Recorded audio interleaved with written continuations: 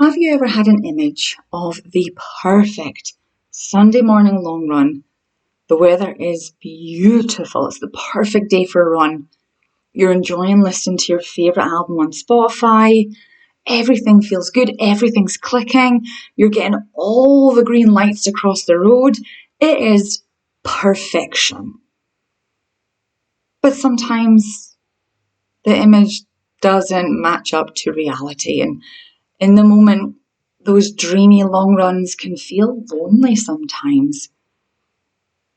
Those long runs are you, endless road, your thoughts. And after, let's say 10k in, you may be starting to wonder why you signed up for the damn race in the first place.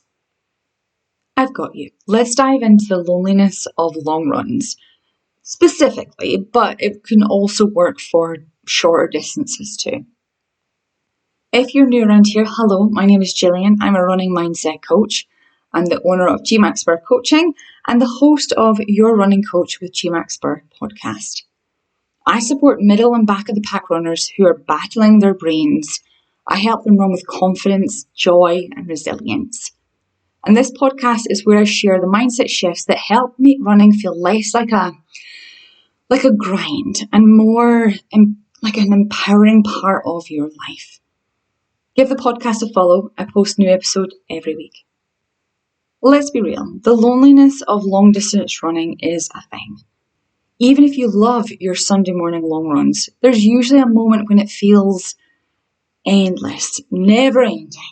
When your playlist gets old, you keep switching up the songs, nothing is jiving, and when you'd give anything for a friend to appear to run with you. Here's the truth. Loneliness isn't a problem to solve. It's a playground to explore. In my opinion, long runs are the perfect place to practice race day skills, to learn about yourself, and actually train your brain, not just your legs. Here are some ways to flip the script. Number 1, treat the long run as a rehearsal. Every long run is an opportunity to have a dress rehearsal for race day. Practice your fueling, test your gear, play around with pacing. Suddenly it's not about surviving the miles, it's about experimenting, it's learning, it's spending that time to see what works and what doesn't work so you're ready come race day. You turn curiosity into your training partner. How would the runs feel if you flipped the switch from punishment to curiosity? What would open up for you?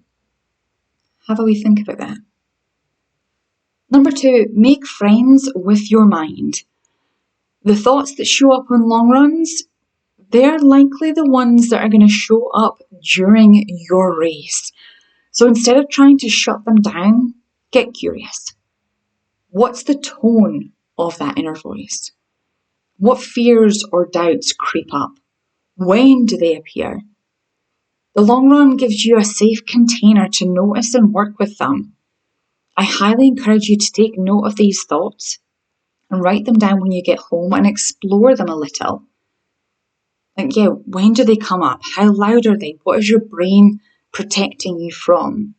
It's highly likely that these thoughts are not true or real, so we want to get them out onto pen and paper, preferably, to explore them. Number 3, build your own fun. Loneliness doesn't have to mean boredom. Try mental games, like assign each kilometer or mile a theme. Gratitude, courage, joy. Create a mantra playlist in your head. Even rehearse how you'll respond to spectators on race day.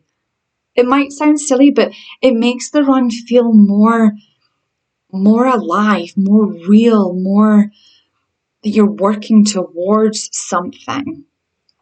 And could you do a 180 and every time you pass someone, you smile and say hello, that you bring energy and level it up during your runs? Like, you're in control of what you're doing on your runs. Have more fun. The next one is redefine company. So what I mean by this is just because you're physically alone doesn't mean you're truly alone. Think of all the runners out there right now doing their long run too. Imagine them beside you. Or dedicate each mile or kilometer to someone in your life. I promise you, it transforms isolation into connection. That was one of the things that I did for my first, was it my first half marathon or first marathon? I think it was my marathon, where I dedicated each kilometer to a loved one, whether or not they were still with us or had passed. And if I struggled during that kilometer, I would look at my list and think of the individual that I'd marked for that number. And it was a good way to not be alone, have somebody that I love, that loved me, running with me in my mind. It's a good one, I promise. Okay, let's do some journal prompts. I know I gave you a few there, but let's grab your pen and paper or your notes app. Although if you've listened to more than one of these episodes, you will know that I'm a firm believer in pen and paper. It helps to give us an opportunity to slow down, to really think about what we are writing, because we can't write as fast as we think. So it can be really good just to slowly write it all out. Okay, got some apparatus to write down the prompts? Let's go. Number 1, when I feel alone on a run, what thoughts or stories come up for me? What thoughts or stories come up for me? And these stories, are they true or real? This is a really important distinction to make, just to go a level deeper, to make sure that you are seeing that your brain is just making shit up, essentially. We just need to call it out for it being stories and it's not actually true. Okay, number 2. What can I do to turn my next long run into a rehearsal instead of a test? What could you do to add some more fun, to use it as a bit of an experiment? Where can you lean in closer to curiosity? What can you do to turn your next long run into a rehearsal? And then number 3, what would it look like to bring curiosity, not judgment, to your long runs?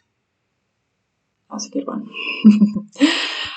For me, oh gosh, I remember a Saturday long run not that far ago, where I set out thinking it'd be a straightforward 17k, but around 8k my legs started feeling heavy.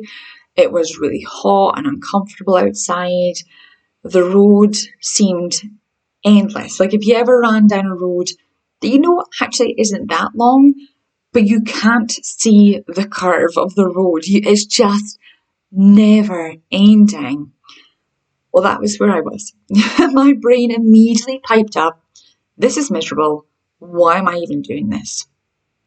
Now, instead of fighting it, which is judgment-free, is what I would have done in the early days of my running, I would have full on tried to shut that voice down. But instead I paused, mentally, not physically, and just observed the thought. I played around with it in my mind. I kind of called it out. I was like, yep, that's Trickster again, up to its drama. I noticed that there was boredom, self-doubt creeping in. Not that I couldn't do the distance, but because I've ran 17k many, many times before, but whether I would achieve it today. And the other kind of thought that was there was like, hurry up, we've got more important things to be doing. I'm self-employed, I'm a digital nomad, I've got a YouTube channel, there's a lot going on in my life right now. Like, hurry things up, like you don't need to be going so slow. But it was an aka an easy run. So I was locked in at this pace. So no matter how much my brain wanted me to hurry up and telling me all the things I had to do once I got back home, I kind of had already earmarked a certain amount of time to get that run done. Anyway, I kept going. I didn't stop running. But I shifted my curiosity to what I was thinking and experiencing. I started treating the run like a mini experiment in the moment. If I slow down, how does it feel? If I speed up a little, but obviously still staying in with my easy pace, if I slow down a little bit, what shifted in my mind?